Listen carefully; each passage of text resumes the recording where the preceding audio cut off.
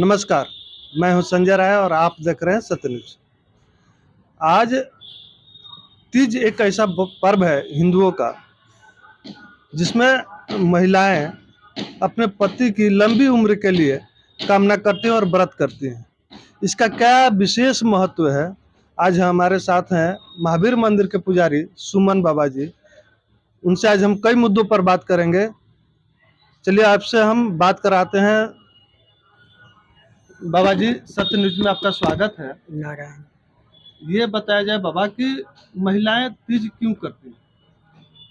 माँ पार्वती शिव के प्राप्ति के लिए निराहार रह करके और कठोर साधना की, भगवान शिव प्रसन्न होकर के उन्हें आशीर्वाद दिया और उन्हें वर के रूप में प्राप्ति हुआ। वह दिन था भाद्र शुक्ल पक्ष तृतीया तिथि, जो 2024 में 6 तारीख को 12:08 तक तीज है। इसलिए हमारे जितने भी सनातन धर्म के महिलाएं हैं वह 6 तारीख शुक्रवार को तीज व्रत करेंगी और विशेष करके 12:08 तक पूजन कर लेंगे। वैसे हमारे यहाँ ये मान्यता है कि जिस तिथि में सूर्योदय होता है उस तिथि का मान अगले सूर्योदय होने के पहले तक होता है। अतः माताएं कभी भी कर सकती है, उसमें किसी प्रकार का दोष नहीं है।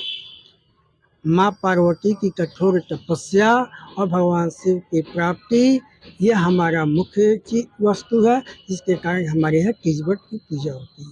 तो बाबा एक बात बताइए कि इसमें कौन कौन सी महिलाएं तीज कर सकती हैं? वह हर सुहागन महिलाएं ये व्रत कर सकती हैं जिन्हें अखंड सौभाग्यवती होने की इच्छा होती है। तो बाबा एक और बात आती है कि इसमें क्या महिलाएं क्या सावधानी बरतें कि उनका पूजा जो है सफल हो? इसके लिए हमारे यहाँ जो तीज व्रत की कथा है उसमें एक दृष्टांत दिया हुआ है, उसको देखा जा सकता है।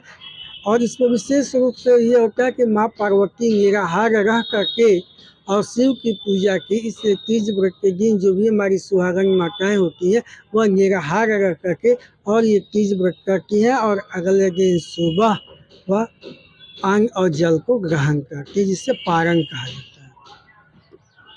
तो एक और बात आती है कि अगर जो महिलाएं ये तीज का व्रत नहीं करती हैं तो फिर उसके लिए क्या हो सकता है, क्या नहीं हो सकता, ये भी तो बात आती है। ये एक आस्था का चीज है।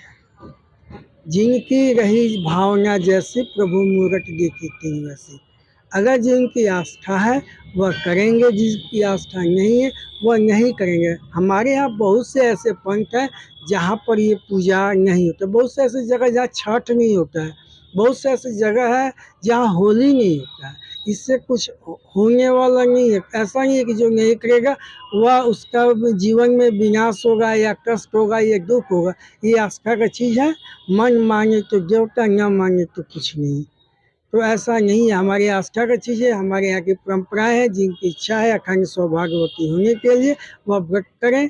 और एक चीज़ और है कि हमारे यहाँ अभी वर्तमान समय में 2-3 बीमारियाँ निकल गई हैं, जैसे कि थायराइड, जैसे गैस्ट्रिक और 2-3 बीमारियाँ। तो उसमें दवा खाना अनिवार्य है। उसमें वह महिलाएं कैसे करें? तो उसके लिए कि सूर्योदय होने के पहले वह दवा खा ले, नहीं तो उनकी स्वास्थ्य बिगड़ जाएगी। हमारे यहाँ लिखा हुआ है कि 3 लोगों के लिए कोई नियम कानून नहीं है। वह बूढ़ बालक, दूसरा बीमार लोग और तीसरा जो अति वृद्ध लोग हैं उनके लिए कोई नियम कानून की हमारे यहाँ जरूरत नहीं है। वह सभी लोग दवा खा लें सूर्योदय के पहले।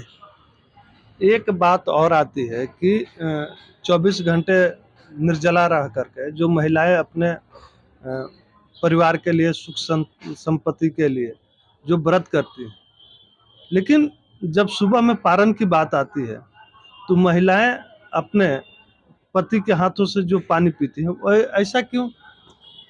ऐसा है कि शिव को अर्धनारीश्वर भी कहा जाता है और हर स्त्रियां चाहती हैं कि जिसके लिए हम व्रत कर रहे हैं, जिनके प्राप्ति के लिए, उन्हीं के हाथों से हम जल पिए। माँ पार्वती जब व्रत की और शिव प्रसन्न हुए तो व्रत तोड़ने के लिए उन्होंने माँ पार्वती को गंगा जल पिलाया था और व्रत को तोड़ा था। इसलिए सभी माताओं की इच्छा होती है कि जिनके लिए हम पूजा करें उन्हीं के हाथों से हमारा व्रत टूटे और वही पारण हो। और क्या उपदेश देना चाहेंगे और महिलाओं के लिए, चाहे कुछ विशेष? सभी को हमारे तरफ से तिल व्रत की शुभकामनाएं, सबको आशीर्वाद। लेकिन एक बात हमेशा याद रखें कि पहले शरीर है, उसके बाद ही सब कुछ है। जितने लोग रोग से ग्रसित है वो सभी लोग सूर्योदय होने के 1 घंटा पहले दवा को कम से कम खा लें, ताकि वह आराम से निराहार रह करके व्रत का पालन कर पाए। सभी को शुभकामनाएं, धन्यवाद। तो अभी आपने जो सुमन बाबा महावीर मंदिर के महंत हैं, उनसे कुछ विशेष जानकारी आप लोगों को मिला, और विशेष जानकारी हम किसी न किसी माध्यम से किन्हीं और व्यक्ति से रूबरू कराएंगे। तब तक के लिए हमें और हमारी पूरी टीम को दीजिए इजाज़त। नमस्कार।